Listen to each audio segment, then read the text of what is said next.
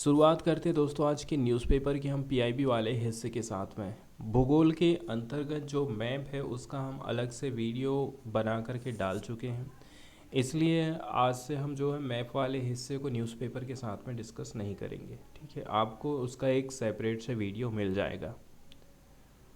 तो सबसे पहले आज की हमारी जो पीआईबी की न्यूज़ रहेगी वो आईएनएस त्रिकंद से रिलेटेड आई है। ये जो पिक्चर आप देख रहे हैं, ठीक है, यहाँ पर नेवी का एक जहाज़ दिखाया गया है, इसी का नाम है आईएनएस त्रिकंद। ये जो है तलवार क्लास का फ्रिगेट है। ठीक है, मतलब कि इसको आप युद्ध वगैरह में इस्तेमाल करते हैं। आईएनएस त्रिकंद तलवार श्रेणी का फ्रिगेट है इंडियन नेवी का। ये थर्ड और फाइनल शिप माना जाता है सेकेंड बैच ऑफ तलवार class frigates ordered by the Indian navy. इसका निर्माण किया गया था यांतार शिपयार्ड, कालिंगार्ड, रसिया में। She was commission to Indian Navy service on 29 June 2013। इसको इंडियन नेवी में सेवा में हमने ले लिए थे 29 जून 2013 से। लंबाई 125 मीटर है। इसकी लॉन्चिंग की गई थी 25 मई 2011 को और कंस्ट्रक्शन का काम चालू हो गया था 11 जून 2008 को। कमीशनिंग की गई थी 29 जून 2013 को और इसकी स्पीड बताई गई है 30 नॉट, मतलब 56 किलोमीटर पर हावर या फिर 35 मील पर हावर से इसकी स्पीड बताई गई है। अब इसके बाद हम सीधे सीधे चलते हैं न्यूज़ की तरफ और देख लेते हैं आईएनएस त्रिकंद के बारे में कौन सी न्यूज़ आई है। तो आईएनएस त्रिकंद ने पार्टिसिपेट किया है इंटरनेशनल मैरीटाइम एक्सरसाइज, ठीक है, जिसको कल्ट क्लास एक्सप्रेस 23 बोलते हैं। आईएमएक्स CE-23 शॉर्टकट में इसको बोला जाता है। आईएनएस त्रिकंद पार्टिसिपेट कर रहा है इंटरनेशनल मैरीटाइम एक्सरसाइज या फिर कट क्लास एक्सप्रेस 2023, ठीक है, जिसका आयोजन किया जा रहा है गल्फ रीजन में 26 फरवरी से 16 मार्च 2023 के बीच में। सिविल एक्सरसाइज विथ पार्टिसिपेंट, ये एक्सरसाइज करेगा, इसके साथ में और भी पार्टिसिपेंट रहेंगे। लगभग 50 से भी ज़्यादा नेशंस और इंटरनेशनल मैरीटाइम एजेंसी इसमें पार्टिसिपेट कर रही हैं। इसका उद्देश्य है मैरीटाइम सिक्योरिटी को इन्हेंस करना, बढ़ावा देना। इसके साथ साथ में जो सी लाइन्स हैं, ये सी लाइन वाला जो रीजन है उसको सेफ रखना है हमको मैरीटाइम कॉमर्स के लिए, मतलब व्यापार समुद्र के माध्यम से आवाजाही बढ़िया रहना चाहिए। आईएमएक्स CE 2023 के बारे में बताया जाता है कि ये one of the largest multinational maritime exercise मानी जाती है विश्व भर में। विश्व भर में जो सबसे बड़ी बड़ी एक्सरसाइज है मैरीटाइम, उसमें शामिल है IMAX CE 23। While this is Indian Navy's maiden IMEX participation, it also marks the second occasion where the Indian naval ship is participating in an exercise conducted by the CMF। तो ये second बार ऐसा हो रहा है कि भारत की तरफ से कोई जहाज़ CMF की किसी एक्सरसाइज में पार्टिसिपेट कर रहा है। इससे पहले नवंबर 2022 को आईएनएस त्रिकंद ने पार्टिसिपेट किया था in the field CMF lead operation sea sword 2, किसमें? ऑपरेशन सी स्वार्ड 2 में पार्टिसिपेट किया था। तो इस प्रकार से आप सी स्वार्ड 2 जैसी एक्सरसाइज, IMX CE-23 जैसी एक्सरसाइज में यदि आप पार्टिसिपेट कर रहे हैं, इसका मतलब ये है जो इंडियन नेवी है वो मजबूत कर रही है अपने रिलेशन को। इसके अलावा इंटर ऑपरेबिलिटी को इन्हेंस कर रही है and collective maritime capability with maritime partner in the IOR। It also enable the Navy contribute constructively to region stability and security। तो इस क्षेत्र में स्टेबिलिटी और सिक्योरिटी को मेंटेन करने के हिसाब से इंडिया बेहतरीन काम कर रहा है। ये पिक्चर है आईएनएस त्रिकंद का, इसको आप देख सकते हैं।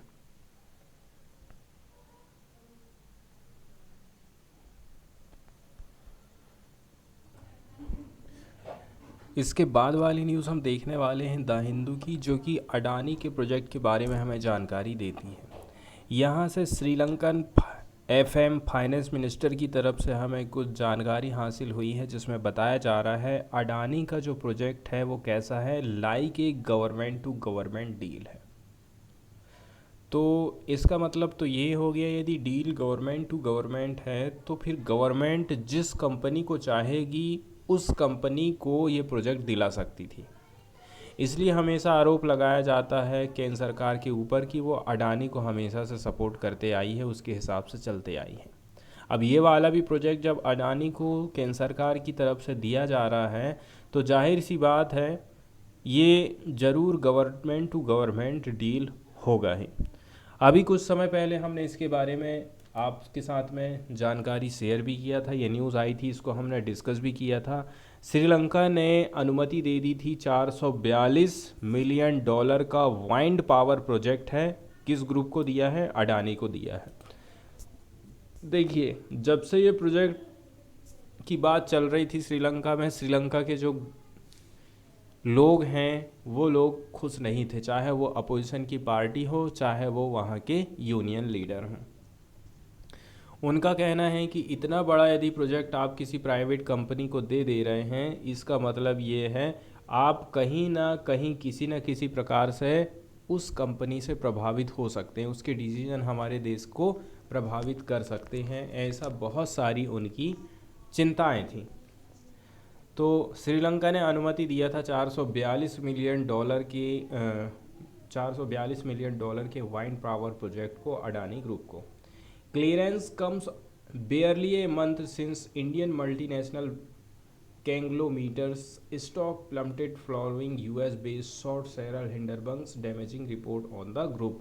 ये ऐसे टाइम में आप देखिए अनुमति दी गई है जब बिल्कुल उसको बिल्कुल ज़रूरत थी।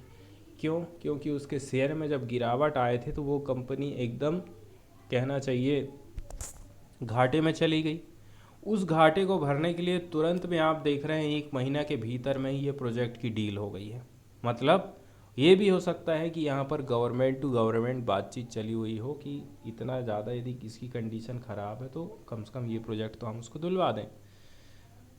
तो ये पिक्चर देख रहे हैं, ठीक है, श्रीलंका और इसके बीच में डील पक्की हो गई है। क्राइसिस हिट श्रीलंका ने अप्रूवल दे दिया है 442 मिलियन डॉलर के वाइंड पावर प्रोजेक्ट को। किसको? Adani green energy. लगभग 1 मंथ ही हुआ है कि जो इंडियन मल्टीनेशनल कैंग्लोमीटर्स स्टॉक थे वो प्लम्प्टेड हुए थे मतलब हमने एकदम से गिरावट देखने को मिली थी जब हिंडनबर्ग ने अडानी के ऊपर धोखाधड़ी का आरोप लगाया था। तो अडानी जो कि लीडिंग इंडियन कंपनी है उसने रिसीव किया है प्रोजेक्ट अप्रूवल ताकि वो स्टार्ट कर सके 2 पावर प्लांट मन्नार और पुनरियान एरिया में, ठीक है, पुनरियान एरिया ऑफ नॉर्दर्न श्रीलंका। तो 2 जगह ये लगने वाले हैं, एक मन्नार में लगेगा और दूसरा लगेगा पुनरियान नॉर्दर्न श्रीलंका में। The board of investment of Sri Lanka said on Wednesday the project would likely create 2000 job and in 2 years generate about 350 megawatt of power, the board set. तो 2000 लोगों को जॉब मिलेगी, इसके साथ साथ में 350 मेगावाट की बिजली भी यहाँ पर उत्पादित होने वाली है। अब ये जो BOI का अप्रूवल रहा था effectively takes the Adani group's total investment in the island nation over 1 billion mark. यदि इसको अप्रूवल मिल जाता है, काम ये चालू कर देता है, तो टोटल ये जो कंपनी है यहाँ पर 1 बिलियन का इन्वेस्टमेंट कर चुकी है। It has already committed to pumping in 700 million dollar at a strategic port terminal in Colombo. 700 million dollar का पोर्ट टर्मिनल भी हमको कोलंबो में देखने को मिल रहा है। इसके साथ साथ में work on West Container Terminal begin in November 2022। तो मतलब बहुत ज़्यादा पैर पसार चुका है अडानी कहाँ पर? श्रीलंका में।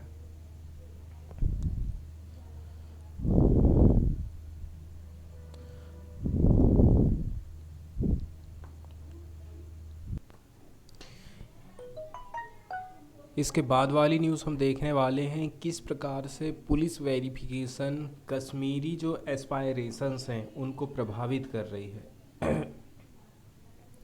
यहाँ का जो कैलकुलेशन आप देखेंगे वो बताता है कि पासपोर्ट कितना ज़्यादा कौन सा स्टेट इशू कर पा रहा है और कहाँ पर लोगों को ज़्यादा दिक्कत जा रही है। तो जो कश्मीरी लोग हैं उनको पासपोर्ट प्राप्त करने में काफ़ी दिक्कत का सामना करना पड़ जा रहा है। पुलिस वेरिफिकेशन से ये लोग परेशान हो गए। वैली के जो रेसिडेंट हैं वो फील कर रहे हैं क्या कि police are delaying the process of clearance to punish people.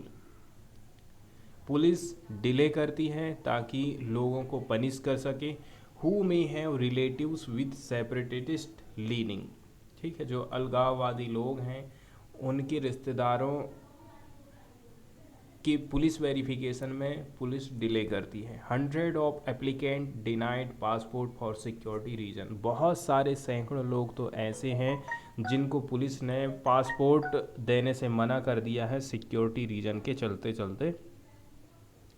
तो ये जो पिक्चर आप देख रहे हैं, ठीक है, कौन सा एरिया कितना पासपोर्ट जारी कर पा रहा है उसके बारे में यहाँ पर बताया गया है। 0% से लेकर के 32%। रेड वाला एरिया है मतलब 0% और 32%, ज़्यादा जो ब्लू कलर आप देख रहे हैं वो 32% है। तो आप नॉर्थ की तरफ में जाएंगे तो नॉर्थ वाली एरिया में आप देखते हैं, ठीक है, गुजरात, राजस्थान के ऊपर वाला जो एरिया है वहाँ पर पासपोर्ट ज़्यादा से ज़्यादा इशू किए जा रहे हैं। इसके अलावा सीधे सीधे आप जब नीचे की तरफ में जाते हैं तो गोवा जैसी जगह, इसके अलावा केरला वाला जो एरिया है यहाँ पर 32% काउंट दिखा रहा है पासपोर्ट का। तो number of passport issued as percentage of their population in various state, कितनी जनसंख्या है और कितने % लोगों को आप इशू कर रहे हो पासपोर्ट, उसका ये परसेंटेज बता रहा है। रेड कलर का मतलब है कि कंडीशन ख़राब चल रही है।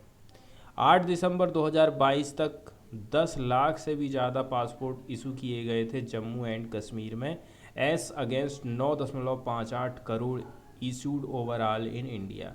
पूरे इंडिया में 9 करोड़ इशू किए गए हैं, वहीं 10 लाख पासपोर्ट दिए गए कहाँ पर, जम्मू एंड कश्मीर में, अकॉर्डिंग टू लोकसभा आंसर। वहीं Jammu and Kashmir and estimated 7.41% of population आज पासपोर्ट होल्डर। वहीं आप देखेंगे यहाँ की जितनी भी जनसंख्या है उसका 7%, लगभग 7.5% जनसंख्या ऐसी है जिसके पास में पासपोर्ट मौजूद है।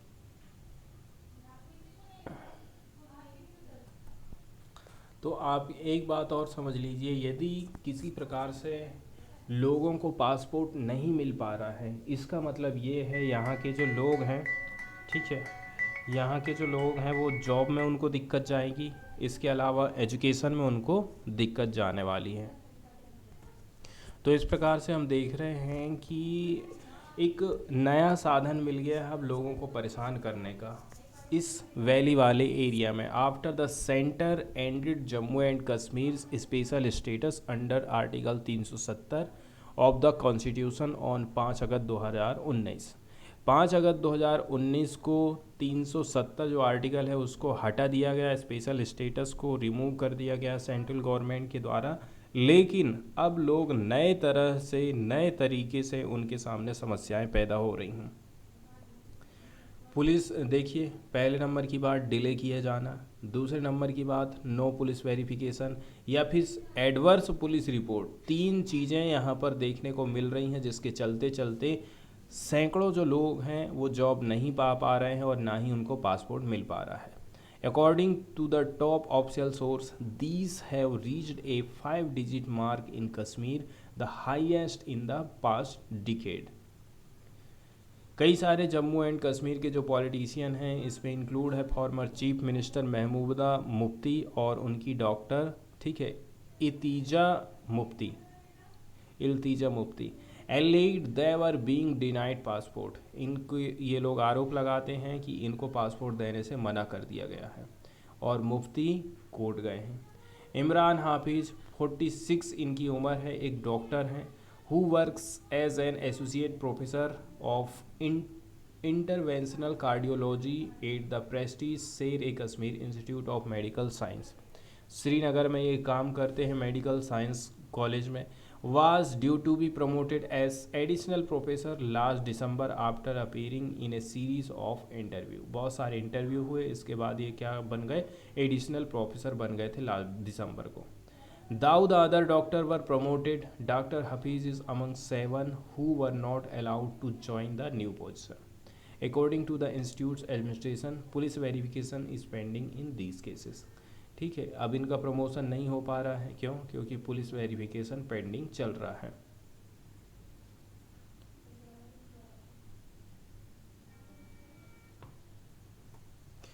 इसके बाद वाली न्यूज़ हम देखने वाले हैं राजस्थान से रिलेटेड, ये पार्टिकुलरली न्यूज़ आई है। ठीक है, यहाँ जो 310 कैटेगरी के अंतर्गत जो बस्टर्ड आते हैं उनको किस प्रकार से खतरा है उसके बारे में यहाँ पर हम देखने वाले। यहाँ पर फ्लाउट्स वर्ड यूज़ किया गया है जिसका मतलब होता है उपहास करना या फिर अवज्ञा करना। Regulators proposal on Rajasthan power lines flout supreme court order threatens bustard. ठीक है, रेगुलेटर का जो प्रपोज़ल है राजस्थान पावर लाइन को लेकर के, ये जो प्रपोज़ल है वो अवज्ञा करता है, अवहेलना करता है, सुप्रीम कोर्ट के ऑर्डर को मानता नहीं है और इससे खतरे में आने वाले हैं ये बस्टर्ड, जो कि यहाँ की कहना चाहिए बहुत ही बढ़िया पक्षियों की प्रजाति है राजस्थान की। Population of critically endangered species has dipped to less than 150, मात्र 150 इनकी संख्या रह गई है बस्टर्ड की। तो इस प्रकार के जो प्रोजेक्ट हैं और भी ज़्यादा इनकी जनसंख्या को कम करने वाले हैं। एक स्कीम है जो कि हेल्प करेगा सोलर पावर प्रोजेक्ट राजस्थान में, लेकिन यहाँ पर जो इफोर्ट्स हैं, ये जो इफोर्ट्स आप लगा रहे हैं इसके चलते चलते ये जो रीजन है सेफ है for endangered great Indian bustard के लिए। The central electricity authority has proposed that only power lines below 33 kilowatt need to go underground and the rest be fitted with bird diverters. अब आप यहाँ पर देख लीजिए, कुछ हिस्सा ही आप ज़मीन के अंदर से लेकर के जाएंगे, बाकी का जो हिस्सा है वो फिट किया जाएगा बर्ड डाइवर्टर्स के साथ में। ठीक है, तो बाकी का हिस्सा सही बात है ऊपर से जाएगा, तो ये प्रभावित करने वाला है पक्षियों की जनसंख्या से। Conservationists have objected to the move as से it could lead to extinction of the bird. ठीक है, बाकी जो कंजर्विस्ट लोग हैं वो इसका विरोध कर रहे हैं कि इससे जो बर्ड की प्रजाति है और भी ज़्यादा एक्सटिंक्शन की कैटेगरी में आ जाएगी, या फिर जो 150 बचे हुए हैं ये भी बचने वाले नहीं हैं। तो ये जो प्रपोज़ल है वो एक ड्राफ्ट रेगुलेशन का पार्ट है जिसको इशू किया गया था 1 फरवरी को, and open to public comment until 3 March तक लोगों के कमेंट के लिए इसको रखा गया था। It came against the background of an ongoing case involving the threat to the bustard and other birds from power lines. Power lines से पक्षियाँ हमारे प्रभावित होने वाले हैं। High tension power line Rajasthan में और गुजरात में, ठीक है, from solar plants often lie on the flight path of the bird.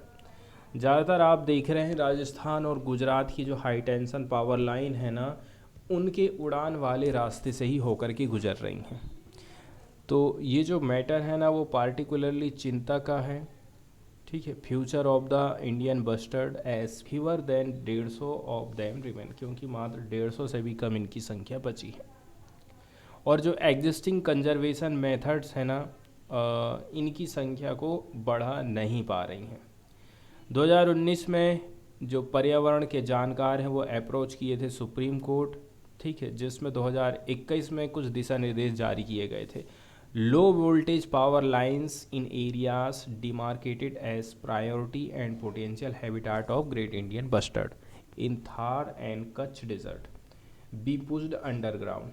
तो एक तो प्रायोरिटी आपको देना है लो वोल्टेज वाली लाइन को, और वो भी आपको ज़्यादा से ज़्यादा अंडरग्राउंड करने की कोशिश करना है। सोलर प्रोजेक्ट को लेकर के बात करी जाती है। जो मेजॉरिटी ऑफ पावर लाइंस है ना राजस्थान के सोलर प्रोजेक्ट, उसकी रेटिंग है लगभग 33 किलोवाट से भी ऊपर की, और कई सारे इस प्रकार के जो प्रपोज्ड हैं ones are expected to pass through the priority area, और ये प्रायोरिटी एरिया से होकर के गुजरने वाले हैं। तो जो कोर्ट का ऑर्डर था जिसमें रिक्वायरमेंट है कि कई सारी जो एग्जिस्टिंग और प्रपोज लाइंस है ना, इनको अंडरग्राउंड आपको करना पड़ेगा, hiking the cost of supplying solar power. लेकिन इससे सोलर पावर को सप्लाई करने की जो कॉस्ट है ना वो बढ़ जा रही है।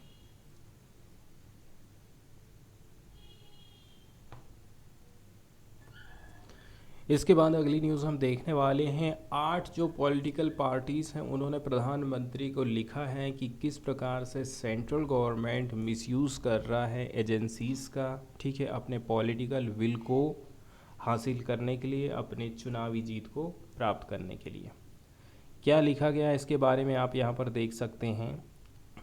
हम ये आशा करते हैं कि आप अभी भी एग्री करेंगे कि इंडिया जो है एक डेमोक्रेटिक कंट्री अभी है, लेकिन आप सेंट्रल एजेंसीज़ का बुरी तरह से इस्तेमाल करने लग जाएं against the member of opposition appears to suggest that we have transitioned from being a democracy to an autocracy। यहाँ से यही बात समझ में आती है कि आप डेमोक्रेसी से ऑटोक्रेसी की तरफ में मूव कर रहे हैं।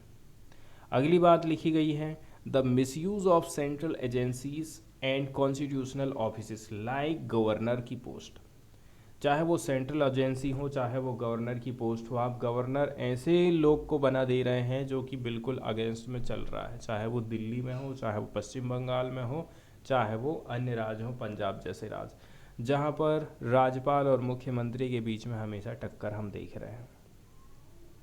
ऐसा मत करो, वैसा मत करो, ये क्यों कर दिया, वैसा क्यों कर दिया, जबकि राज्यपाल क्या काम करता है, जैसे राष्ट्रपति कठपुतली है वैसे ही राज्यपाल भी कठपुतली की तरह काम करता है। लेकिन यहाँ पर हमें कुछ और ही देखने को मिलता है। The manner in which these agencies have been used since 2014 raised question about their autonomy and impartiality.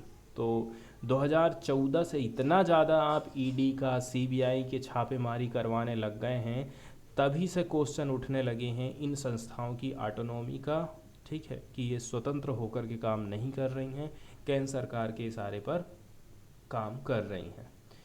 तो बहुत सारे यहाँ पर लोग हैं जिन्होंने साइन किए हैं, जैसे कि तेलंगाना के चीफ मिनिस्टर हैं, भारत राष्ट्र समिति के प्रेसिडेंट हैं के चंद्रशेखर राव, दिल्ली के चीफ मिनिस्टर एंड आम आदमी पार्टी कन्वेनर अरविंद केजरीवाल हैं, पंजाब के चीफ मिनिस्टर हैं भगवंत मान, वेस्ट बंगाल के चीफ मिनिस्टर और तृणमूल कांग्रेस के प्रेसिडेंट ममता बनर्जी, नेशनलिस्ट कांग्रेस पार्टी पैट्रियार्क शरद पवार हैं, इसके अलावा बिहार के डिप्टी चीफ मिनिस्टर एंड राष्ट्रीय जनता दल के लीडर तेजस्वी यादव, समाजवादी पार्टी के नेता हैं अखिलेश यादव, नेशनल कॉन्फ्रेंस के लीडर हैं Farooq Abdullah and farmer Maharashtra chief minister Uddhav Thackeray, सब ने इसमें सिग्नेचर किया है।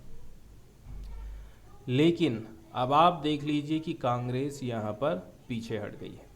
Signalling moves toward the formation of a non Congress non BJP third front among the signatories the NCP and RJD are Congress ally. अब जब आप ऐसे मामले में पीछे हट जा रहे हैं ना, तो इसका मतलब ये हो गया है कि अब वास्तव में कांग्रेस जो है बिल्कुल भी पिछड़ रही है।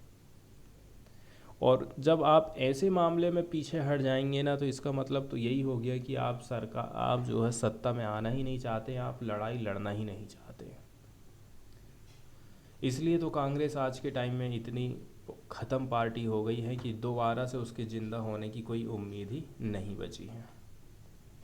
तो जो इस प्रकार के ज्वलंत मुद्दे हैं वहाँ पर आपको सामने आकर के खड़े होना पड़ेगा ना। जहाँ किसान लोग समस्या में हैं, किसानों की समस्या है, तो आपको वहाँ जाना पड़ेगा।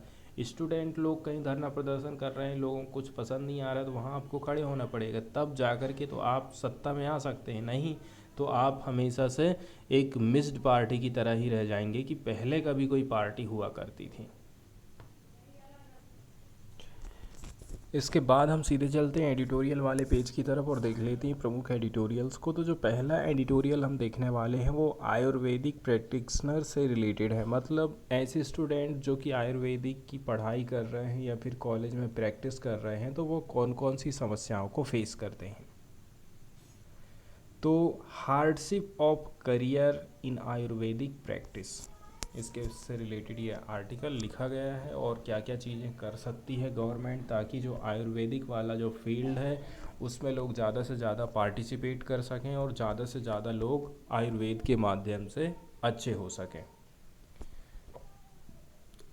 तो जो आयुर्वेद के ग्रेजुएट हैं ना, वो आयुर्वेद में प्रैक्टिस करना उनको उतना ज़्यादा फिजिबल करियर ऑप्शन नहीं मालूम होता है।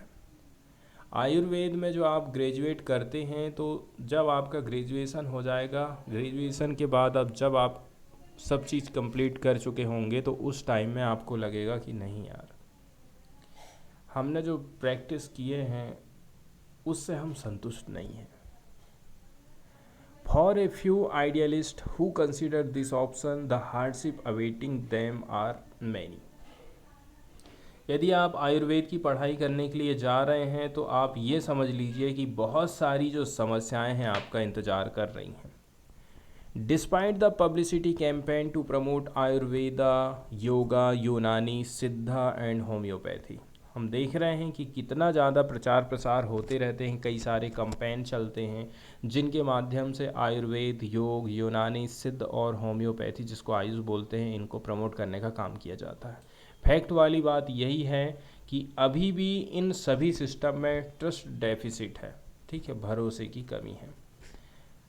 यहाँ पर एक अंडरस्टैंडेबल रीज़न बताया जा रहा है, Ayurveda is not the medical system. पहली बात यह है, मेडिकल सिस्टम के अंतर्गत आप इसको नहीं रख रहे हैं, और first choice for many people. Medical system की जब भी बात करते हैं तो कोई भी स्टूडेंट आयुर्वेद की तरफ में नहीं जाता है। तो यहाँ तक जो आयुर्वेदा प्रैक्टिशनर्स हैं ना, do not seem to trust it fully. यहाँ तक कि आयुर्वेद में जो लोग प्रैक्टिस कर रहे हैं वो खुद इसके ऊपर पूरी तरह से विश्वास नहीं करते हैं। प्राइम मिनिस्टर नरेंद्र मोदी ने अपनी स्पीच में कहा था, ठीक है, 6वें नंबर की जो वर्ल्ड आयुर्वेद कांग्रेस है, जिसका आयोजन किया गया था नवंबर 2014 में, सेप्टिज्म वर्ड यूज़ किया गया है। सेप्टिज्म का मतलब होता है संदेह करना, संदेहवाद, संदेह की भावना, ठीक है, शक होना हमें। दैट हैज़ सम बेसिस, उसकी क्या क्या ऐसी चीज़ें हैं जहाँ पर हमको संदेह हो रहा है।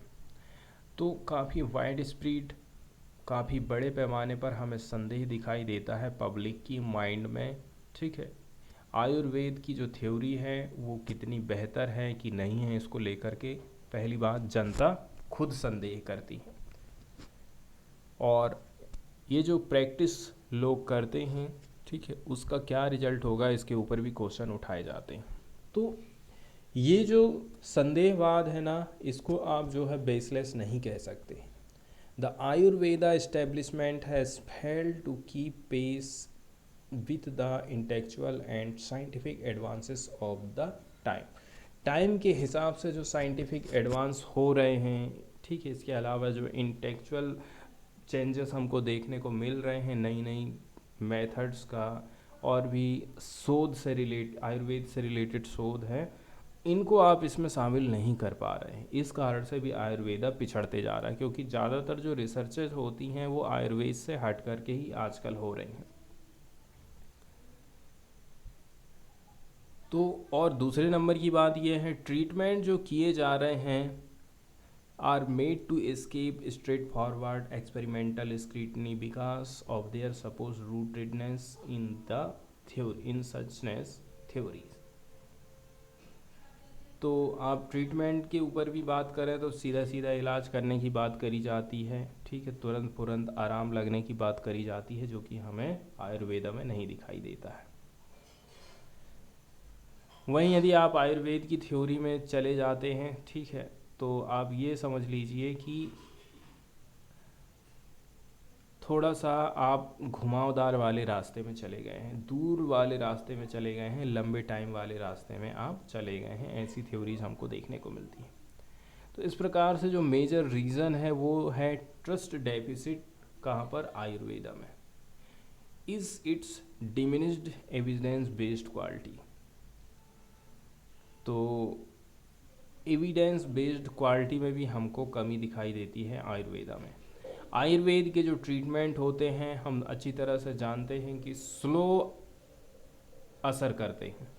आयुर्वेदिक जो गोलियां होती हैं, आयुर्वेदिक जो इलाज होता है वो स्लो असर करता है। और इस प्रकार की जो कॉमन चीज़ें हैं वो पब्लिक की इमेज में आ गई हैं। आयुर्वेदा का जो ट्रस्ट है is on patient benefit and not merely on patient gratification. तो ज़्यादातर आयुर्वेद का जो ट्रस्ट है वो पेशेंट के बेनिफिट के ऊपर निर्भर करता है, ना केवल उसके सर्टिफिकेशन के ऊपर। Real patient benefit would be sustainable as opposed to patient gratification which is momentary. तो आप देख रहे हैं रियल का जो रियल जो पेशेंट बेनिफिट होता है वो लंबे समय तक रहता है। वहीं यदि आप ग्रेटिफिकेशन करें, ग्रेटिफिकेशन मतलब मैं सेटिस्फाई हूँ, सेटिस्फाई मोमेंटरी नहीं होना चाहिए कि आज भर के लिए मैं हो गया, लंबे समय के लिए होना चाहिए चीज़। ट्रीटमेंट की सस्टेनेबिलिटी को लेकर के कुछ बातें लिखी हुई हैं, जैसे कि इसमें रिक्वायर रहती है gradual transition from illness to wellness. जब भी हम किसी का ट्रीटमेंट कर रहे हैं तो उसमें रिक्वायरमेंट रहती है एक स्टेप, दो स्टेप, ठीक है। इलनेस से हम वेलनेस की तरफ में परिवर्तित होते हैं, या फिर धीरे धीरे कहना चाहिए बीमारी ठीक होते होते होते हम बढ़िया तरीके से काम करने लग जाते हैं।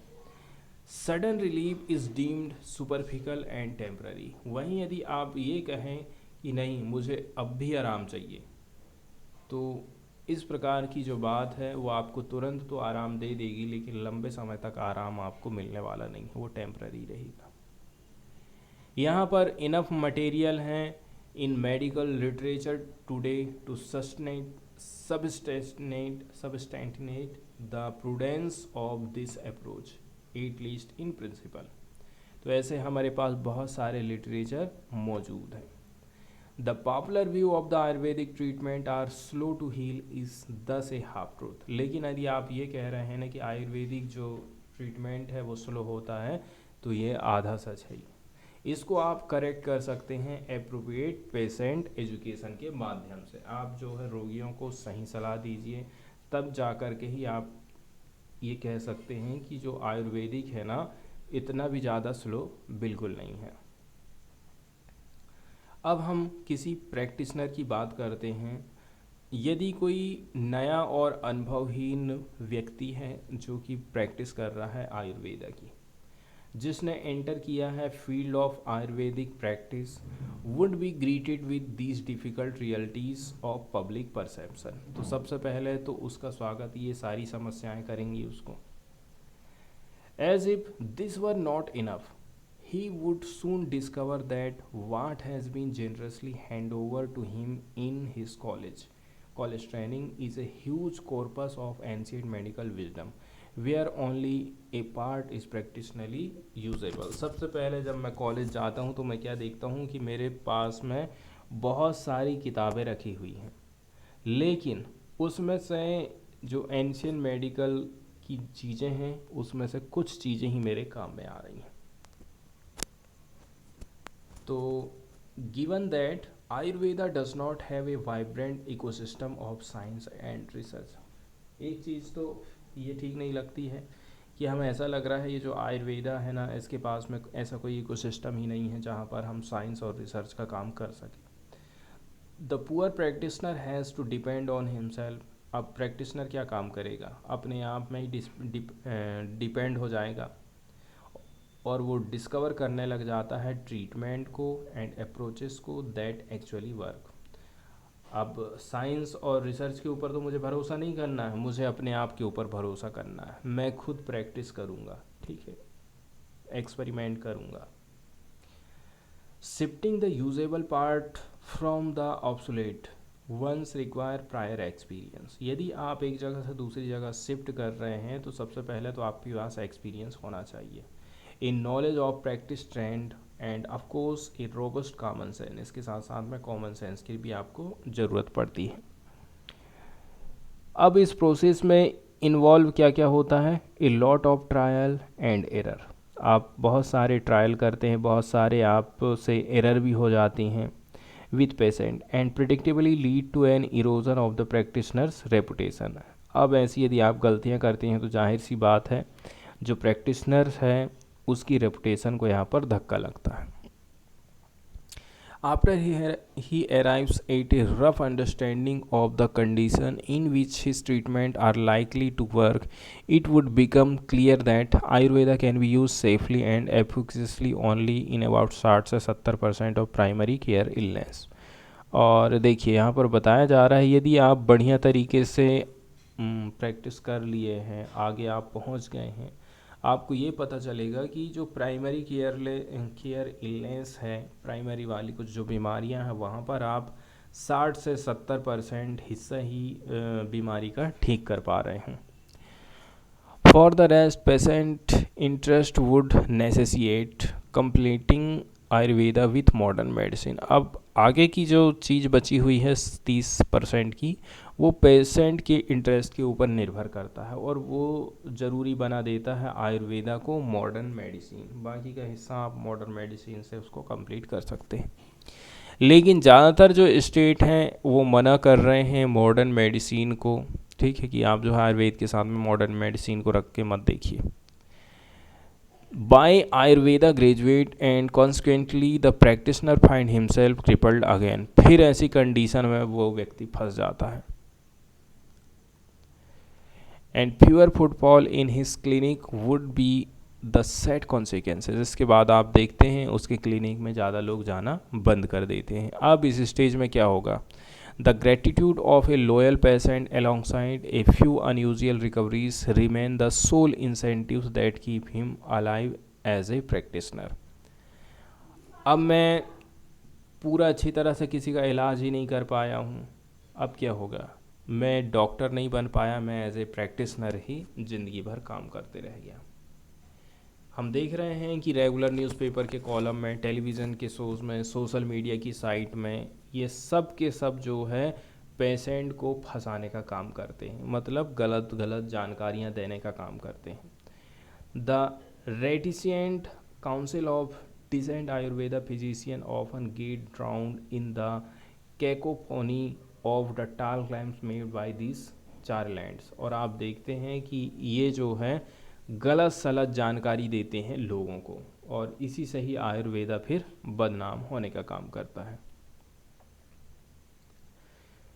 फोकस हमें करना पड़ेगा प्राइमरी केयर के ऊपर. यदि किसी को भी कोई प्राथमिक तौर पर समस्याएं जा रही हैं, बुखार आ रहा है या फिर अन्य समस्या है, तो सबसे पहले हमें उसी के ऊपर फोकस करना है. तो उसको आप आयुर्वेद के माध्यम से ठीक करने की कोशिश करिए. इसके लिए हमें जो है एप्रोप्रिएट पॉलिसी मेकिंग का काम करना पड़ेगा.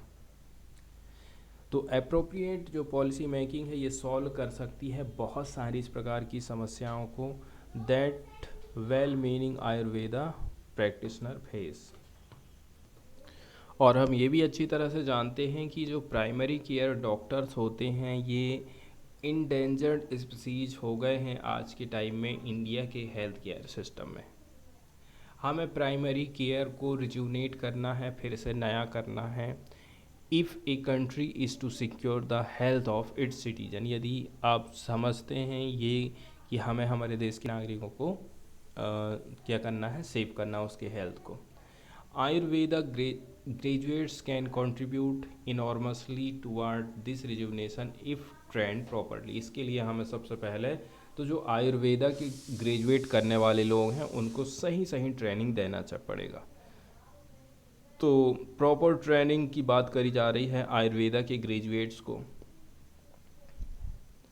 With a view to make them good primary care doctors would involve 2 preparatory exercise. 2 exercise आपको करने की ज़रूरत है. पहले नंबर की बात यह है विगोरस. विगोरस का मतलब होता है उत्साह भरा. Evidence based appraisal. ठीक है, अप्राइजल का मतलब होता है मूल्यांकन. किस चीज़ का? आयुर्वेदिक थ्योरीज का. आयुर्वेद की जो थ्योरी हैं सबसे पहले तो उनका हमें मूल्यांकन करना पड़ेगा. इसके बाद हमें practices in order to shift the usable from obsolete. जो अप्रचलित थ्योरीज हैं उनको हटाना पड़ेगा और नई थ्योरी को लेकर के आना पड़ेगा.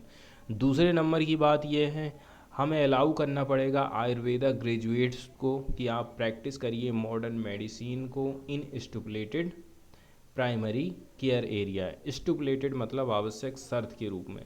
प्राइमरी केयर एरिया में आप क्या कर सकते हैं, आयुर्वेद के साथ साथ में मॉडर्न जो मेडिसिन है उसकी भी प्रैक्टिस कर सकते हैं। तो ये दो ऐसे रिफॉर्म्स हैं जिनके माध्यम से हम आयुर्वेद वाले जो फील्ड है उसमें बहुत सारे सुधार लेकर के आ सकते हैं। इसके बाद जो एडिटोरियल छापा गया है वो जो है अफ्रीका का एक देश है लीबिया। ठीक है, लीबिया जो कि भूमध्य सागर के किनारे पर बसा हुआ है, उससे रिलेटेड यहाँ पर न्यूज़ आई है। उसमें बताया जा रहा है कि पहले किस प्रकार से लीबिया में लड़ाई झगड़ा चलते रहा। ठीक है, वहाँ पर सरकार स्थिर होकर के काम नहीं कर पाई, और आज के टाइम में जब शांति आई है तो भी हम देख रहे हैं कि अलग अलग जो पॉलिटिकल पार्टीज़ है वो आज भी हिंसा का सहारा ले रही है। हिंसा का सहारा लेने का मतलब ये है, ऐसे लोग जो कि लड़ाई झगड़े में शामिल थे उनको यदि आप अपनी पॉलिटिकल पार्टीज़ में शामिल करते हैं, पार्टिसिपेट करते हैं, तो कुल मिलाकर के आने वाला जो टाइम है वो भी आपका सेफ रहने वाला नहीं है। इसके साथ साथ में हम देखते हैं अलग अलग जो इंटरनेशनल कंट्रीज़ हैं वो भी अलग अलग पॉलिटिकल पार्टी का समर्थन कर रही हैं। ठीक है, इसके बारे में भी ये सब बातें यहाँ पर लिखी गई हैं, और कुल मिलाकर के बताया जाता है कि ये जो लीबिया है ना, लीबिया का जो फ्यूचर है वो आज भी अंधकारमय बना हुआ है। मतलब इसका जो फ्यूचर है अभी अंधेरे में ही है। तो 17 फरवरी को लीबिया के लोगों ने विद्रोह के 12 साल पूरे होने का जश्न मनाया था, जिसमें क्या हुआ, मुअम्मर गद्दाफ़ी का जो शासन था वो समाप्त हो गया। त्रिपोली जो कि इसकी कैपिटल है, त्रिपोली में लोकप्रिय खुशी को दर्शाते हुए संगीत का प्रदर्शन हुआ, सैनिक परेड की गई, सड़कों में झंडे लगाए गए। ठीक है, रोशनी से सजाया गया था, कुल मिलाकर के सेलिब्रेशन का माहौल था। कुछ लोगों का ये भी मानना है कि एक दशक से देश पर छाई जो राजनीतिक दुख स्वप्न इस साल राष्ट्रीय चुनाव के साथ समाप्त हो सकती है। ठीक है, चुनाव यदि होगा तो अभी तक जो कंडीशन रही है उससे यहाँ के लोग उबर सकते हैं।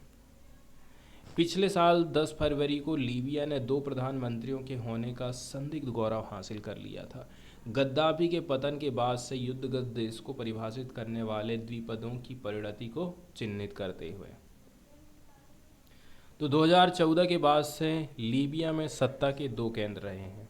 एक है त्रिपोली जहां पर नेशनल एकॉर्ड सरकार है, जीएनए जिसको हम बोल रहे हैं, जो कार्यकारिणी प्राधिकरण का दावा करती है। फिर ट्रोबुक में आती है प्रतिनिधि सभा जिसको हम एचओआर बोलते हैं, जो विधायी शक्तियों का प्रयोग करती है। त्रिपोली देश के उत्तर पश्चिम को कंट्रोल करता है, जिसमें त्रिपोली और मिसराता शहर आ जाते हैं, जबकि ट्रोबुक पूर्व और दक्षिण वाले एरिया को कंट्रोल करने का काम कर रहा है। तो एचओआर कहाँ पर काम कर रहा है, ट्रोबुक में, मतलब पूरब और दक्षिण वाले एरिया को। तो फरवरी 2022 में एचओआर ने घोषणा किया था कि वर्तमान प्रधानमंत्री अब्दुल हामिद दबीबा, जो कि राष्ट्रीय एकता सरकार का लीडिंग कर रहे थे, का कार्यकाल समाप्त हो गया और उनके स्थान पर पूर्व आंतरिक मंत्री फती बगासा को नियुक्त किया गया। लेकिन दबीबा अपनी पोस्ट को छोड़ नहीं रहे, जिससे श्री बगासा को सिरते शहर से कार्य करने के लिए मजबूर होना पड़ गया। और फिर क्या होता है, जुलाई और अगस्त में निराश मिस्टर बसगा ने अपने प्रतिद्वंदी को खदेड़ने के लिए त्रिपोली पर एक सैन्य हमला भी किया था, लेकिन वो सफल नहीं हो पाए थे। इस प्रकार से हम देख रहे हैं कि लड़ाई झगड़ा कंटिन्यू यहाँ पर चला ही आ रहा है। तो लीबिया के जो राजनेता हैं, बताया जा रहा है कि बहुत सारी ये लोग संपत्ति को अर्जित कर चुके हैं, और आने वाला जो टाइम है बताया जा रहा है कि तेल के माध्यम से राजस्व की इसकी जो जीडीपी है वो 18% बढ़ने की उम्मीद है। लीबिया के 1/3 लोग फिर भी गरीबी रेखा के नीचे रह रहे हैं, और संयुक्त राष्ट्र ने क्या कहा है, इस चीज़ को मेजर लेजिटिमेसी क्राइसिस के रूप में इसको वर्णित किया था। अब फिर विदेशी प्रतियोगिता की बात यहाँ पर बात करी जाती है। तो जो यहाँ का आइडियोलॉजिकल कंपटीशन है ना, वो पॉलिटिकल इस्लाम रिप्रेजेंटेड कहाँ पर है, पॉलिटिकल इस्लाम के इर्द गिर्द ही घूमते रहता है, जिसको रिप्रेजेंट किया था मुस्लिम ब्रदरहुड के द्वारा। That occurred in the early days of Arab Spring resonated strongly in Libya after Gaddafi's departure. दूसरे नंबर की बात यह है, खाड़ी सहयोग परिषद के सदस्य कतर और यूएई ने, ठीक है, किसका समर्थन किया था? प्रतिद्वंदी गुटों का समर्थन किया था। कतर ने त्रिपोली में इस्लामवादी सरकार का समर्थन किया, जबकि यूएई मिस्र द्वारा समर्थित टोब्रुक में एचवार का समर्थन किया। तो हम देख रहे हैं अलग अलग देश भी अलग अलग को सपोर्ट कर रहे हैं, इसलिए यहाँ की कंडीशन हमेशा से ख़राब ही चले आ रही थी। एक सैन्य समझौता प्राप्त करने के लिए 2014 से संयुक्त अरब अमीरात ने क्या काम किया? लीबिया के जो ताकतवर जनरल खलीफा हफ्तार का समर्थन किया था, जिससे वो लीबिया के पूर्वी और दक्षिणी क्षेत्रों को अपने नियंत्रण में लाने में सक्षम हो गया।